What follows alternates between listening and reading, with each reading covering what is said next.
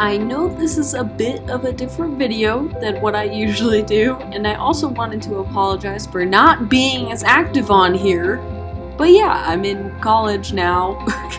As you read by the title, I'm going to be making a series called Red Reflects, which is sort of self-explanatory, but it's basically just video games that I find are underappreciated. Maybe one day I'll make a video that isn't a video game, but yeah, we're just gonna have to go with this for right now. Anyways, today we have the first episode, which covers LittleBigPlanet. What a shocker. Now, I haven't really shown that I like other series that aren't Ratchet and Clank on this channel, but it changes today, god dang it, okay? I grew up with this series, and I can still remember when my dad showed my sister and I the first trailer for this game, and trust me, my 7 to 8-year-old self's mind was blown. I can't tell you how many times I played this godforsaken video game with my sister, making stupid creations or just slapping each other off of cliffs. This series is still the best co-op multiplayer in my personal opinion. It's just not the same. I mean, come on. Like, not only did I play this with my sister, not only with my dad, but even my mom, who doesn't play video games. The fact that we had all of us on one screen playing a game together, it was just so charming. I really wanted to reflect on this series, specifically first, because I didn't realize until recently how much this series meant to me, and especially my sister. Her favorite video game of all time is in here, dude. Now, the first LittleBigPlanet is always going to have a special place in my heart, like regardless, and I'm sure in the hearts of many other PlayStation fans. The amount of unique and creative levels and worlds that came from the first game was outstanding, and it still hurts my heart knowing that this game is over a decade old. Jesus Christ. I'm not joking. The original game just had and it still does. It still has this weird, different feeling, this different aura about it. Even compared to the later games in the series, it's very nostalgic and it's just playful fun, I guess. It has just its own charm, I think, that the other games don't even have. The story mode is very iconic, and I mean that in the best way possible. I mean, the very first level is so well known that just listening to the music, it just makes me so happy, man. It's such a nice song. Come on. I mean, come on. Even this level was in PlayStation All-Stars. Like, that was weird, but still, I mean, it counts, I guess, you know. There were so many people that you could just talk to or meet in this game, and again, keep in mind, this was 2008 and 2009, so this wasn't super common, but I still remember this as the first game I used the mic, like, for online chatting or whatever. Not gonna lie, it's pretty epic. The fact that your Sackboy would look like it was talking, I think is complete genius. I'm pretty sure that other games copied that little detail, but yeah, it was great. I think that this game, the original game, is also probably the one with the best soundtrack. I'm not dissing the later games, they had amazing songs as well, but god, dude, just listen to some of these songs.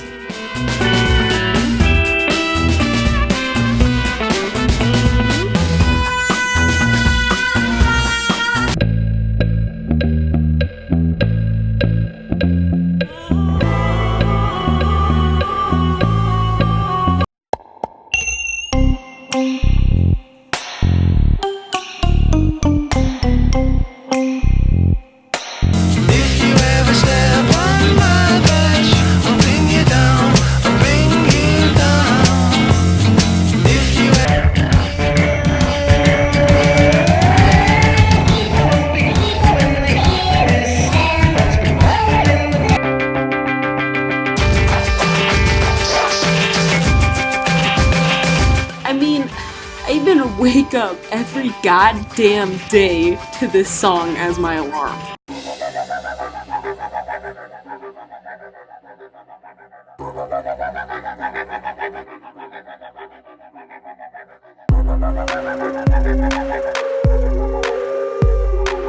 Something I should probably give a nod to, because my sister would be like, why did you not talk about this one? Is Little Big Planet on the PlayStation Portable. And the thing is, I don't remember anything from that game. Like, I don't think it was bad. I mean, I'm pretty sure it wasn't. I mean, it was basically just an inferior, almost PlayStation 2 version of the original game.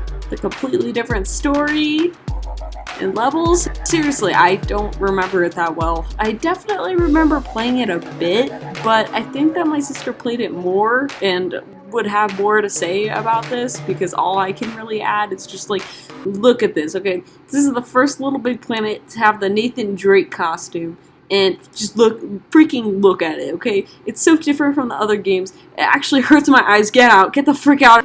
So earlier this year, I decided to try and revisit the original game again. And while I adore its charm and fun, I can't help but say my favorite will probably always go to the second one.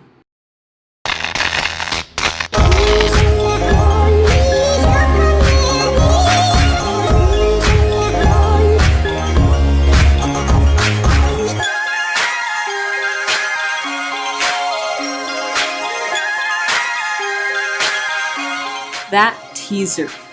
That goddamn teaser. You don't understand how nostalgic and just brilliant this teaser trailer is. There are so many emotions that I get from watching this teaser trailer, and that just shows how awesome this series honestly is. Seriously, I don't know why everyone doesn't talk about it. This trailer takes all of us back to a time where things were just so much more simpler, I think, in our lives. I mean, that definitely goes for me, personally at least. I mean, I don't even want to, like, know or even think about the amount of hours I spent playing this one game, because it's probably over a week. Maybe over a month, I don't know. In my entire life, I probably spent at least a month just playing this game. And the song Sleepyhead, dude, what else is there to say? Just listen to it. Just listen.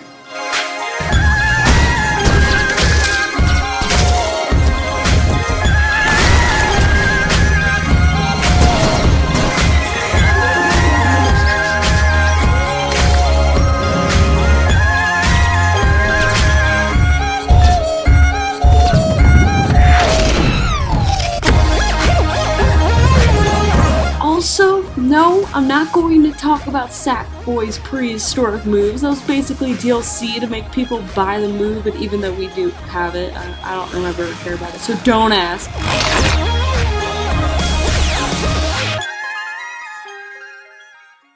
How my family and I specifically got this game was also sort of strange. Like, it was Easter, and while my sister and I were looking for Easter eggs in our basement, like any type of kid, we found the game just sitting there. I think my dad must have just set it out there for either of us to find, and, well, we both got extremely excited, and, well, we finally have the game. It was great. What I absolutely love about the second game is just how it improves upon literally everything. Literally everything. And it also had just as much charm as the original. There was so much more you could do with the levels, and the type of levels that people made were amazing. Like, I'm not lying. There were some really talented people here. And there's still people making them to this day. Sadly though, Media Molecule, the video game developers who had made the original game, and this one, well, they decided to leave the Little Big Planet series and make something else, which was Tearaway. I'll talk about that at some point, probably. So this left Little Big Planet in the hands of a completely different company.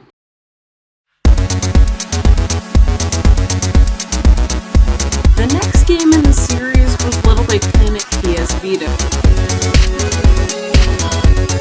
Honestly, it was pretty fantastic. I mean, I don't really have any nostalgic attachment to this one, but I freaking love it. It's pretty easy to understand, but it's just Little Big Planet on the go.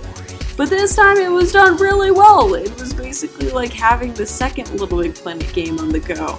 There was so many creative and fun levels that were made with this version because of the front and back touchscreens of the PS Vita, but sadly it failed because, well, you know, the PS Vita failed.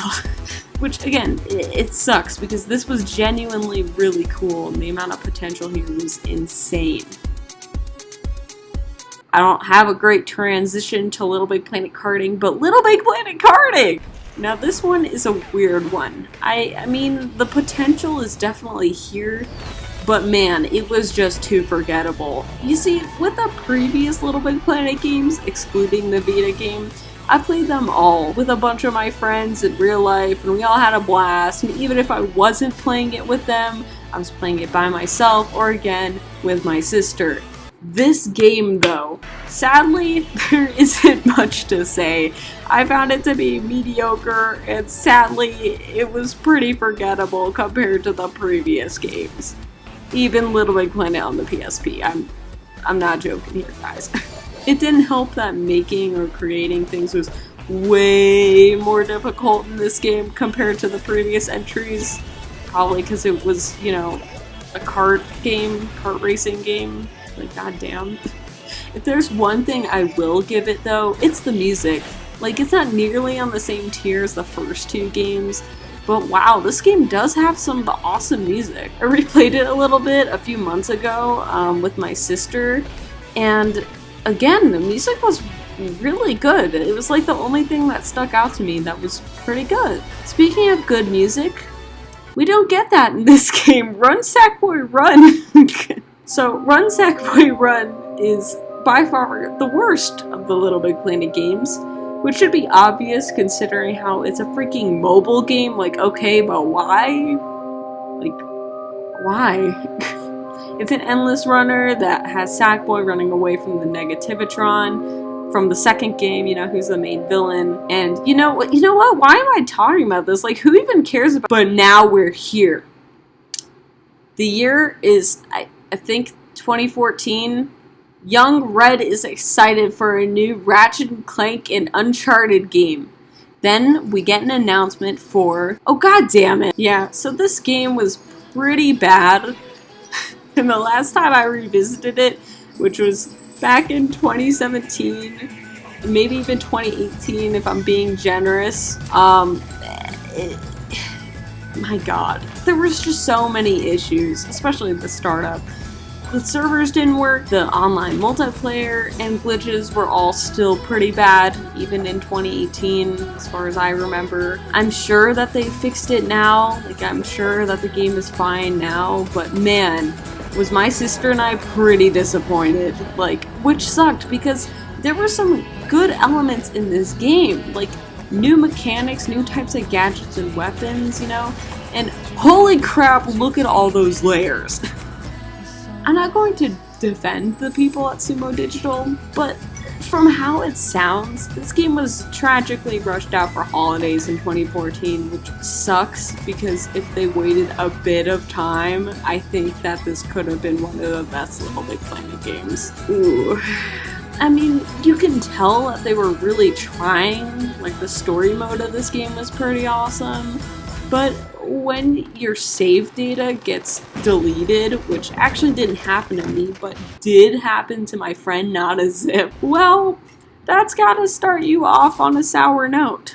It doesn't help that this was around that time that Sony was being hacked around Christmas. I don't know if anyone remembers that mess, but yeah, it was like a nice mix of bad things piled on top of each other. It's very misty on where this series might go, which makes me a little bit sad, honestly. The community and people that I've dedicated to playing and creating stuff in this series are just so talented. I think that anyone who has played even one of these games knows that it was a special series. There's nothing quite like LittleBigPlanet, and there probably will never be anything like it. There's a reason it's one of my favorite series. I will probably never forget the amount of times I had playing at midnight, trying not to die at Shark Survival, or scaring my friends with Jeff the Killer. No, I'm not joking. Or even just playing the different story modes with my sister. I hope one day some company will make a LittleBigPlanet 4 and just fix all the mess that was from the third game, but even then, I'm happy with what we got in the first two games, and I understand why my sister loves the series so much, and I hope you guys kinda did too.